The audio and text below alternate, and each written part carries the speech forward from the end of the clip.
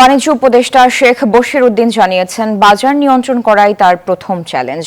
স্থানীয়ভাবে সরবরাহ বাড়ানোর জোর চেষ্টা চলছে। শিগগিরই জিনিসপত্রের দাম নিয়ন্ত্রণে আসবে, এর সুফল পাবে মানুষ। সচিবালয় নিউজ 24-কে দেয়া সাক্ষাৎকারে তিনি বলেন, বাজার ব্যবস্থাপনায় এখন থেকে সিন্ডিকেট থাকবে না, থাকবে প্রতিযোগিতা। নিজে ব্যবসায়ী হওয়ায় প্রতিযোগিতা করেই কাজ করেছেন মন্তব্য করে তিনি বলেন, এখন সেটাই থাকবে, সিন্ডিকেট নয়। বাণিজ্য উপদেষ্টা বলেন, আন্তর্জাতিক বাজারে পণ্যের দামের ওঠানামা, বন্যা এবং ছাত্র জনতার আন্দোলনের প্রভাব বাজারে পড়েছে, তাই দাম বাড়তির দিকে ছিল। প্রশাসনকে সাথে নিয়ে সমস্যা সমাধানে কাজ চলছে। শিগগিরই জিনিসপত্রের দাম সহনীয় পর্যায়ে চলে আসবে।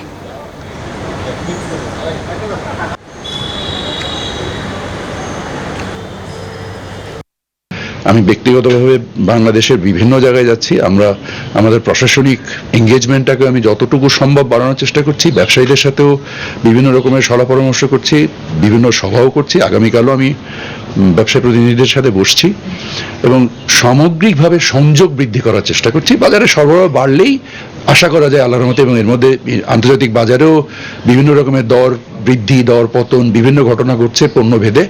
সো এই জিনিসগুলোর কিছু রিফ্লেকশন তো আসবেই।